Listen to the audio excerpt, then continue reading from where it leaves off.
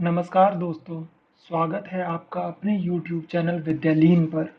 आज हम पढ़ने वाले हैं समास। समास हिंदी में शब्द रचना का एक महत्वपूर्ण हिस्सा है। तो बिना देरी किए चलिए स्टार्ट करते हैं। समास, सबसे पहले बात करता हूँ समास होते क्या हैं। समास दो या दो से अधिक शब्दों का संक्षिप्तीकरण है। संक्षेप मतलब समराइज करना। तो संक्षेप करने की प्रक्रिया कैसे संक्षेप किया जा रहा है, हम कारक चिन्हों का लोप करके उसे संक्षेप कर रहे हैं और नए शब्द बना रहे हैं। तो इसी को बोला जाता है संक्षिप्तीकरण, और जो इससे शब्द बनते हैं वो समास कहलाते हैं। जैसे कि दया का सागर बनता है दया सागर। इसमें का वर्ड का आपको लोप हुआ है, यानी डिलीशन हुआ है। तो यहाँ पर बनता है नया शब्द दया सागर। तो अगर मैं इसकी परिभाषा की बात करूं तो दो या दो से अधिक परस्पर संबंध बताने वाले शब्दों अथवा कारक चिन्हों का लोप होने पर दो या अथवा दो से अधिक शब्दों के मेल से बने एक स्वतंत्र शब्द को समास कहते हैं। ये इसकी परिभाषा हो जाती है। अब इसके प्रकार देख लेते हैं। ये इसके 6 भेद हैं, जिसमें कि पहला भेद है द्वंद्व समास। ये बहुत ही आसान समास है पहचानने में। अगर आपके एग्जाम्स में ये आएगा तो आप आसानी से पहचान लेंगे। इसमें होता क्या है, इसमें जो पूर्व पद होता है और उत्तर पद होता है, दोनों ही प्रधान होते हैं, मतलब उनकी महत्वता समान होती है। जैसे कि अगर मैं उदाहरण की बात करूं, माता पिता, माता और पिता, यहाँ पे जो और वर्ड है उसका लोप हुआ और हमने वर्ड जो बनाया, समास जो बनाया, शब्द समास बना, वो बना माता पिता। और यहाँ पे पाप एंड पुण्य, पाप और पुण्य, तो यहाँ पे और शब्द का लोप हुआ और पाप पुण्य बना। सुख दुख, सुख और दुख, भाई बहन, भाई और बहन। तो ये बहुत आसान है। यहाँ पे मैं आपको अगर एक टिप्स दूं कि कैसे आप पहचानेंगे, तो आप इस तरीके से पहचान सकते हैं। जो ये शब्द हैं ये एक दूसरे के किसी ना किसी सेंस में विपरीत हैं। जैसे पाप पुण्य, पाप का उल्टा पुण्य होता है, ठीक है। दूसरा है द्विगु समास। द्विगु समास बहुत आसान है, ये भी बहुत आसान है पहचानने के लिए। इसमें क्या होता है, जो पूर्व पद होता है वो होता है संख्यावाचक। जैसे कि इसमें है नव रत्न, 9 रत्नों का समूह। नव मतलब 9।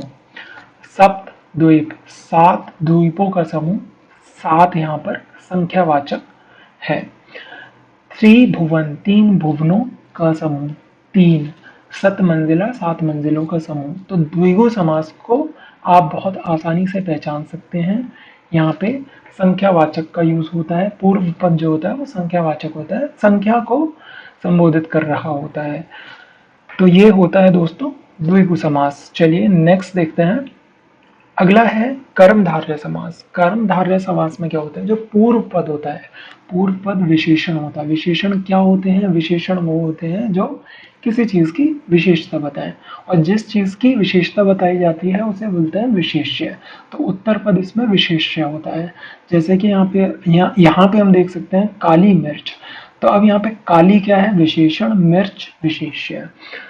तो ये कर्मधारय समास है। तो इसी सेंस में आप पता लगा सकते हैं कि शब्द जो है वो किस समास के अंतर्गत आ रहा है।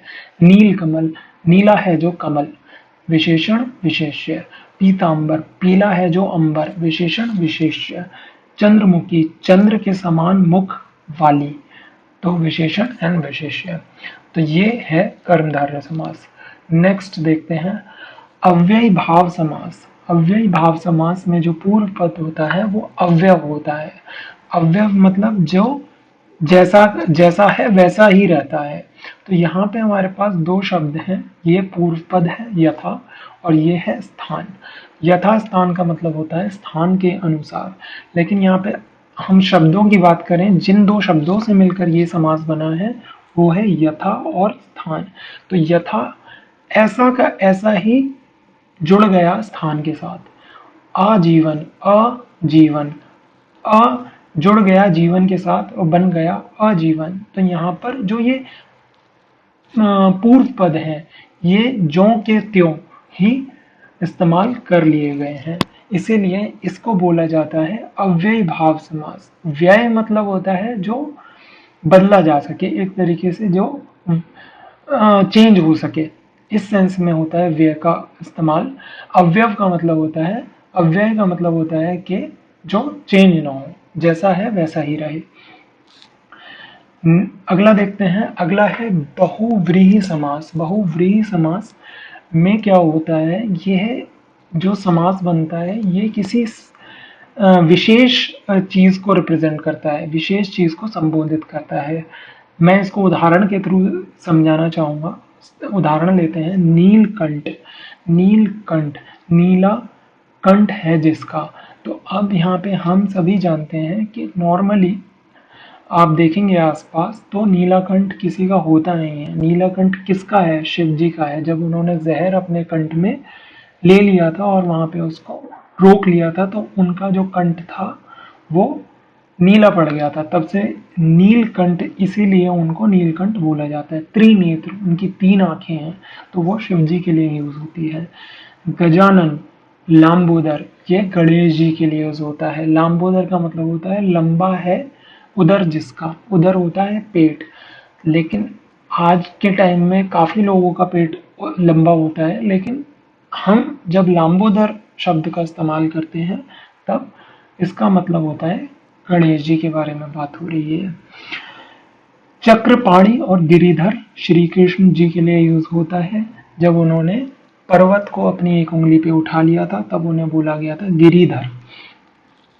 ठीक है। दशानन, 10 हैं सर जिसके, कौन है वो? रावण। तो बहुव्रीहि समास किसी विशेष व्यक्ति और वस्तु की तरफ इशारा करते हैं। चलिए नेक्स्ट देखते हैं, तत्पुरुष समास। तत्पुरुष समास में दूसरा पद प्रधान होता है और कर्म कारक से अधिकरण कारक चिन्हों का लोप होता है इसमें।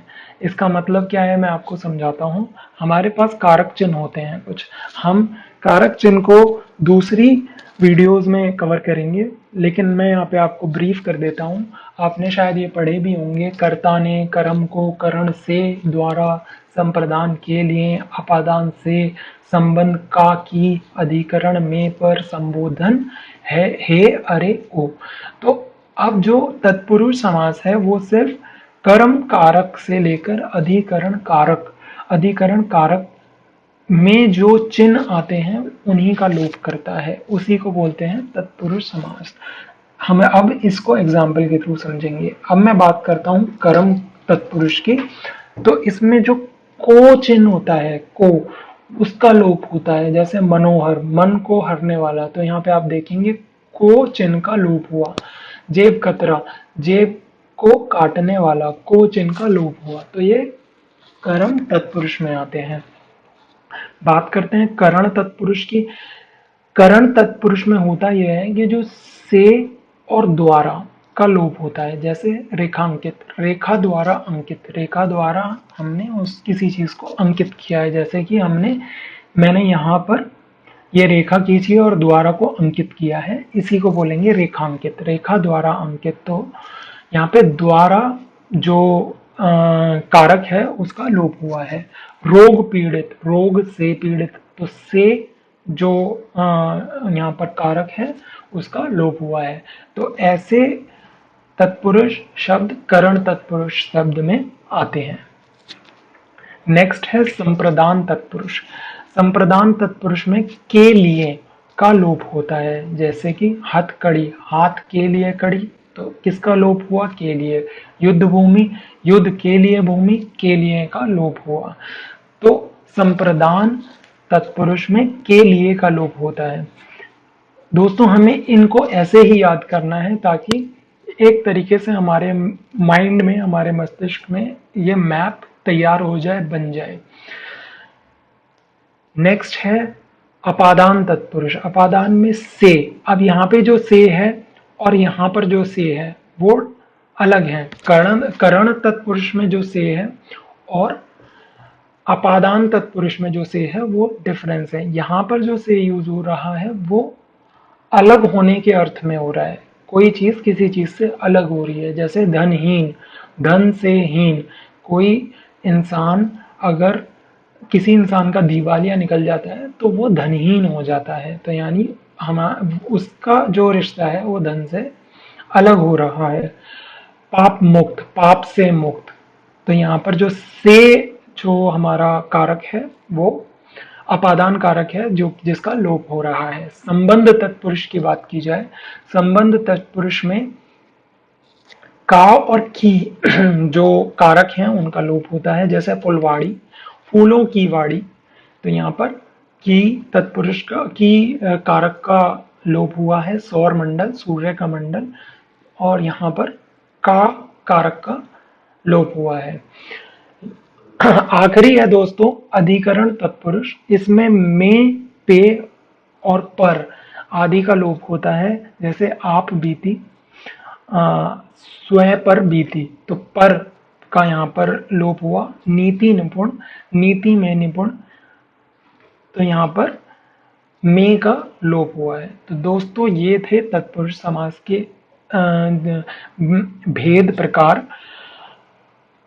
इसको सबसे आसान तरीका है यूज करने का, आप इस तालिका को याद कर लें। कर्ता ने कर्म को करण से, संप्रदान के लिए अपादान से, संबंध का की, अधिकरण में पर, संबोधन हे अरे ओ।